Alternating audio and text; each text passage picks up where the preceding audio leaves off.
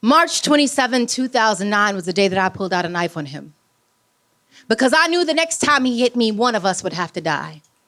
And I now felt like it was his time to do a little dying, to do a little crying, to sacrifice his wealth for the enrichment of someone else. And if you ask me, I may tell you freely that I thought I loved him completely, but the only time I would feel his love is when he would beat me. Because his passion was in his rage, and his nurtures when he tried to play doctor and rearranged my face, but left me with a surgical scar that serves as a reminder to the fact he was able to punch me so hard that I flew over the couch and my face landed on the glass coffee table. Or how the presence of his own blood didn't deter him from drawing mine and causing me harm, because he still proceeded to punch me in my face as his infant nephew lay in my arms.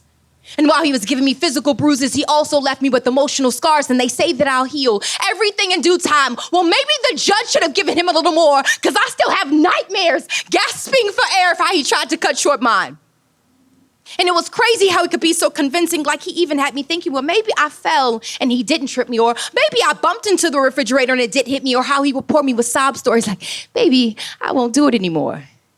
If that's the case, how could he be sorry for something he claims to not have done in the first place, telling his family that I beat myself up like I was the chick from a thin line between love and hate? But see, his hate for me would always cross the line, and my love for him would want, wish, and hope this would be the last time, but it never was.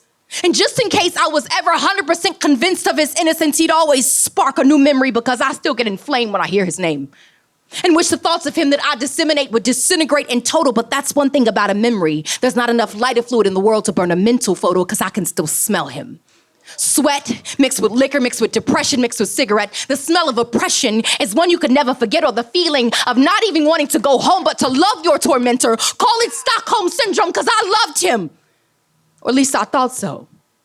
But I couldn't even love myself enough to let him go. But I couldn't, because he was my brown sugar babe. I got half his love and he didn't know how to behave. Mahogany misogyny, coffee-colored hands trying to permanently stain each tooth. Mocha melancholy trying to steal my youth. Sweet chocolate lies covering up my truth. As ebony eyes were shielded by caramel eyelids from punches, because pain doesn't hurt as much when you can't see it coming.